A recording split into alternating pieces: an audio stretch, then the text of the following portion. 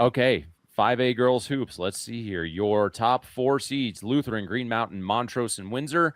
Montrose, the undefeated team. Now that the Western Slope basher is gone, do we think this Montrose team has a shot to make it? Honestly, I'm not sure on Montrose. I haven't seen them play. I have seen Lutheran play. They're really good. I have seen Windsor play, and they're really good. And I've seen Green Mountain play this year as well. They're really good. I think all three of those teams have a better chance, quite honestly, than Montrose to lift the trophy at the end. But again, I think there's some good parity here. Maybe not as much as in 6A, where it's maybe 3 to 5 teams that have a really good odds to win it. But I can't bet against Windsor, because they've been in the mix pretty much every year.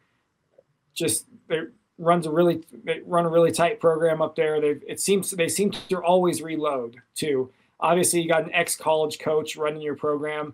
That always helps.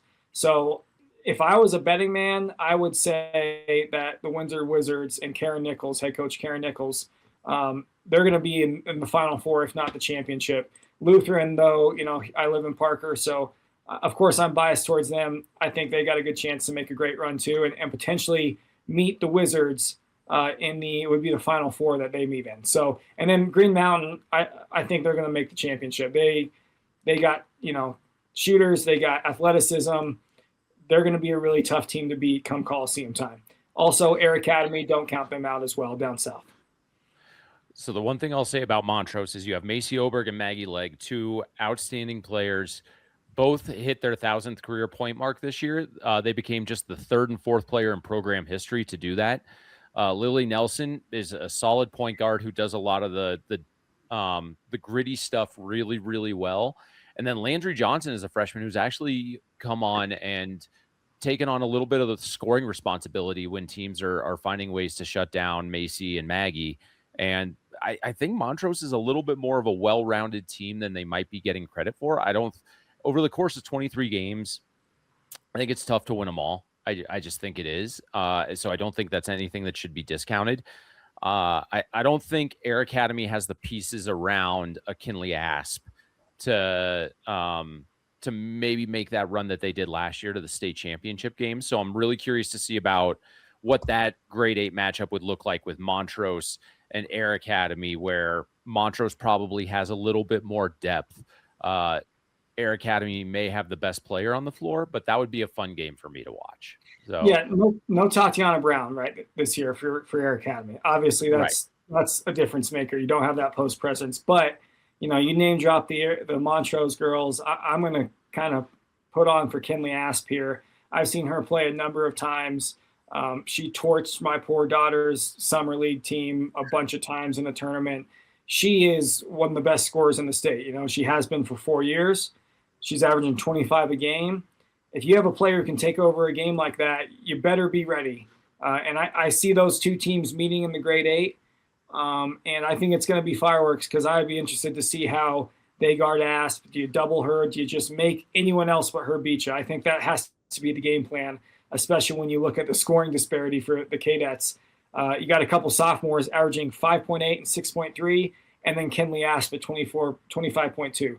So you got to take her out of the equation. And yes, that's the question. Will Montrose's depth and balance outweigh the star power of Kinley Asp? They're a defensive-minded team too, Montrose is. So that's going to be a big focus for Steve Skiff to get his roster ready. So well, you are a Montrose homer, Dan. So I know the programs well. I know the programs well. I will say that. Doug, anything?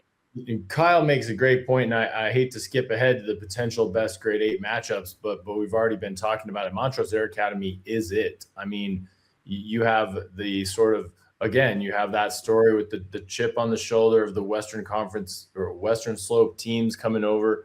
But Kinley Asp is, we've literally, the Coliseum is not the same without Kinley Asp playing in it. So, to get to see her again a little bit in the same vein as Brianna Crittenden. I mean, she's a star that has been a part of elevating that program for the last 4 seasons. So, I mean, she's one that everybody wants to see go out well.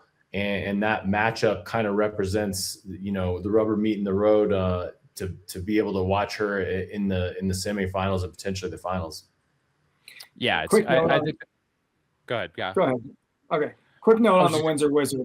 I want to go back to them because Karen Nichols, she has her team prepared every year, and this is a different team than we've seen in years past. You know, obviously they've made deep tournament runs, haven't been able to get to the mountaintop, right? But they've got 3 juniors averaging double digits. They're really they're deep, they're balanced in their scoring. I think they're a team that, you know, can get to a potential grade 8 matchup against Stanley Lake. If you look at it on paper, I haven't seen Stanley Lake play, but I think that's a good matchup for Windsor. And then from there, you know, you got to get to the Final Four and win the toughest games of the season. So I like the Windsor Wizards to make a deep run, possibly even to the championship game. And then before we move on real quick, I just want to give a quick shout out because, you know, Dan's on here being a homer. I need to be a homer as well. Ponderosa girls basketball. I know they're the 29th seed.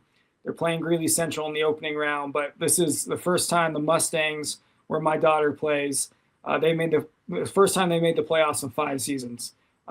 Max Schumann has done a great job, I think, in his first year at the helm there, getting them on track. And next season, I think we'll see an even better Pondo team. They're returning all their players, and the Continental League is separating the 2 different leagues, so they're not going to have to be playing those top teams. They're going to be playing Heritage, Douglas County,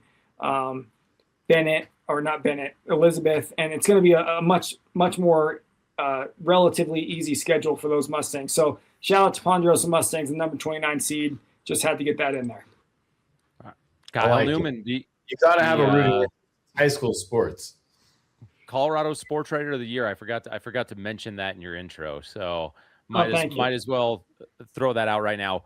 Follow all of his stuff as he tracks the state tournaments, and we'll see you at Ball Arena. I don't know if he's going to make an appearance, but Matt Schubert, former Denver Post sports editor, I'm not sure if he's bringing his giant bag of diabetes into the Coliseum anymore. So I was going to ask if that torch had been passed, because that is that's a critical part of my attendance and, you know, kind of sustenance throughout the entire tournament.